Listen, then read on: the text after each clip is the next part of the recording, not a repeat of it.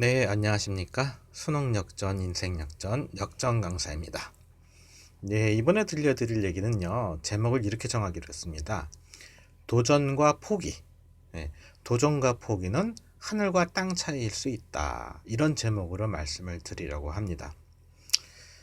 제가 이제 이 유튜브를 시작하게 된 그 이유가 있습니다. 개인적으로. 제가 이제 학생 가르치는 일을 가장 오래 했거든요. 근데 그 일을 하면서 느낀 것이 너무 안타까운 경우들이 많았습니다. 보통 학생들을 이제 상담하고 또 경우에 따라서는 부모님도 상담하고 하는데요. 학생들이 뭐랄까, 스스로 포기를 하는 걸 많이 봤어요. 예를 들면 뭐 진학이랄지 진로랄지 자신의 꿈이랄지 이런 걸 포기하는 걸 굉장히 많이 봤습니다. 근데 이제 그 나이가 좀 저는 충격적이었어요. 보통 그렇게 포기하는 학생들의 나이는 15, 16, 많아야 17입니다. 예, 18, 19도 거의 없어요.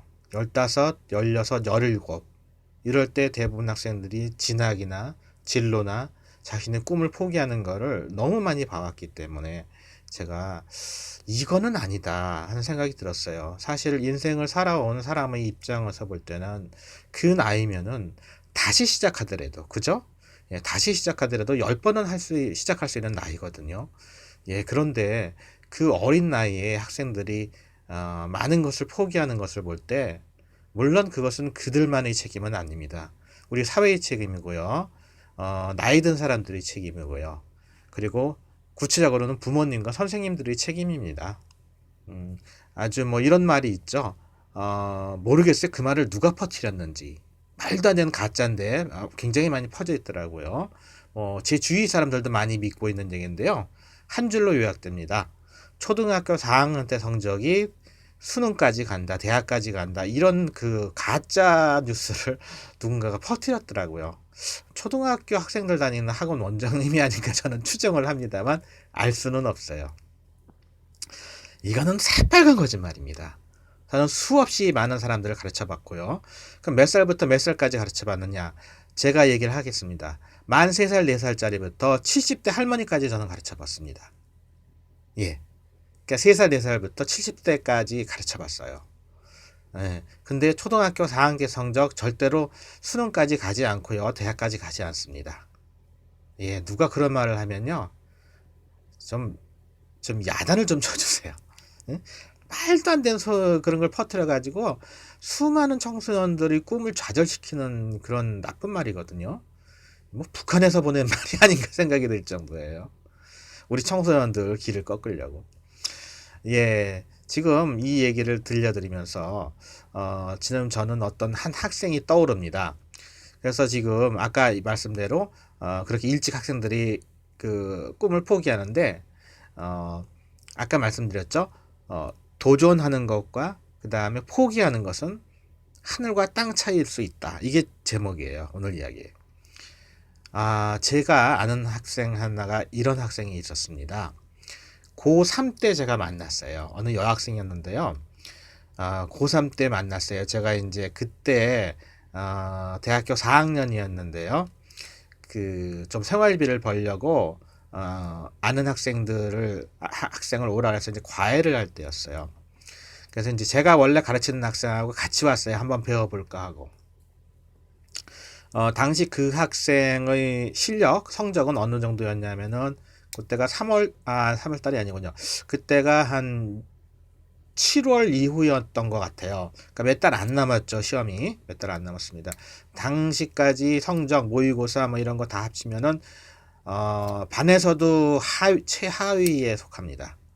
그래서 아예 기대도 안 하고 본인도 공부도 뭐 제대로 안 하고 뭐 이제 해서 되겠어 이런 정도였어요. 당연히 성적이나 모의고사 그렇게 나왔고요. 그러니까 이제 제가 아는 학생을 친척 학생을 가르치는데 한번 따라와 봤어요.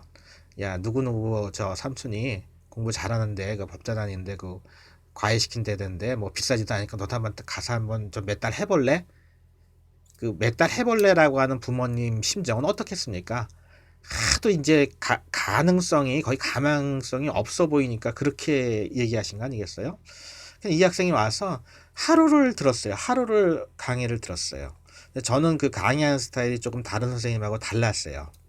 학생 때 알바를 할 때도 지금도 마찬가지입니다만 꼭 확인을 하고 넘어간단 말이에요. 또 학생이 어느 정도 알고 있는지 알아보기 위해서 학생한테 해보라고 시켜요. 예, 부담을 주려고 그러는 게 아니라.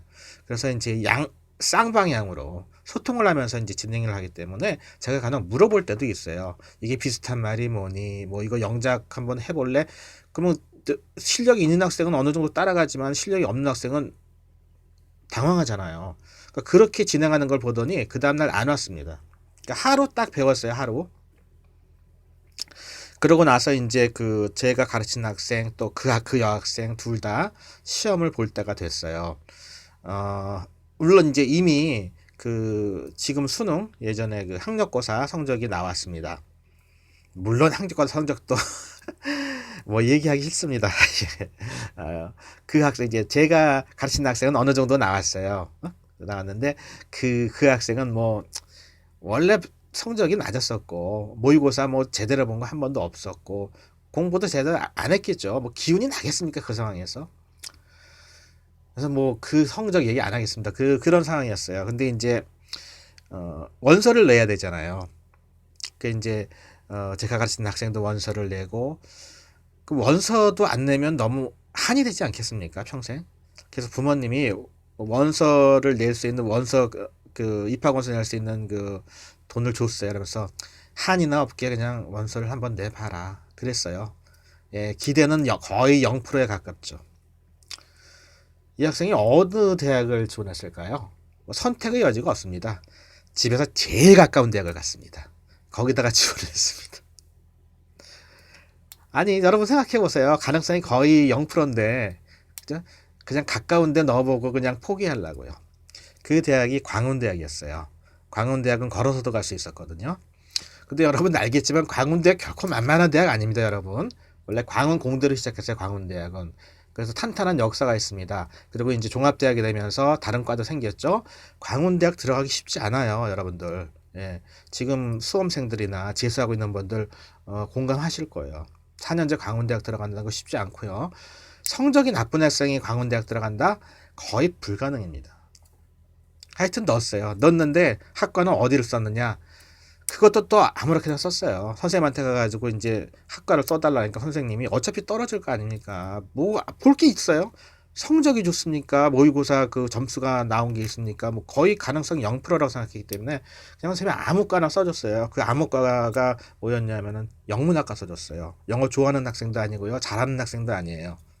그냥 선생님이 아무 과나 써준다고 쓴 게 영문학과를 써줬어요. 그래서 원서를 넣었습니다. 합격자 발표 날이 됐습니다. 어떻게 이런 일이 일어나죠? 합격을 했어요.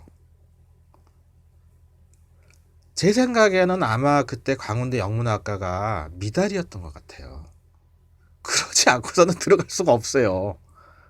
근데 제게 지금도 미스테리인 게 뭐냐면 제 기억으로 그때도 한 학생이 한 곳에 지원하는 게 아니라 복수로 지원하는 거 두 군데 뭐 이렇게 복수로 지원하는 걸로 기억이 나거든요. 그런 제도였던 걸로. 확률상 이거는 있을 수 없는 일이에요, 거의. 더군다나 우리가 이름을 다 아는 광운대학이 뭐 그 만만한 대학이 아닌데 뭐 영문학과가 뭐 들어가기 쉽습니까? 근데 어떻게 이런 일이 일어나죠? 합격을 했어요. 전부 깜짝 놀랐죠. 본인이 일단 놀랬고요. 주위 사람들이 다 놀란 거예요. 있을 수 없는 일이 일어났으니까. 예.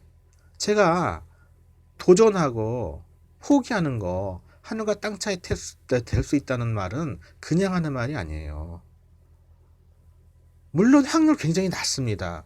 아마 시험 보고 합격하고 이 과정 전에 지원하고 할 때 과연 이 학생이 광운대학의 영문학과를 넣어서 합격할 확률이 몇 프로라고 물어보면 거의 확률은 1%도 안 되고요. 거의 0.0 몇 프로 정도 될까요? 아까 말씀드렸잖아요. 제 기억으로는 그때도 복수 지원이 가능했던 거. 그러면 한 학생이 두 군데 이상을 넣는다는 얘기인데 한 학생이 한 군데를 넣으면 간혹 미달 세태가 나요. 근데 한 학생이 두 군데를 넣으면은요. 소신 지원하고 안전 지원하고 이렇게 되면요. 거의 미달이 날 가능성이 별로 없어요. 그 상황은. 그런데 그의 입시에서 그렇게 된 거예요. 예. 마치 그 학생을 위한 입시였던 것 같아요. 지금 돌이켜보면. 예. 그렇게 되면서 그 학생은 합격이 됐고요.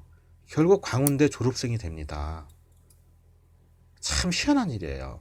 그래서 지금도 물론 그렇게 미스테리긴 합니다만 저는 여러분한테 너무 쉽게 미리 예단해서 포기하는 일은 좀 하지 않았으면 좋겠어요. 그 확률이 0.1%다, 0.01%다 할지라도 0%는 아니지 않습니까? 그죠? 예, 수학적으로 계산하면 0%는 안 나와요. 예. 우리가 이거 한번 생각해 보자고요. 로또의 1등에 맞을 확률이 몇 프로인지 여러분 아세요?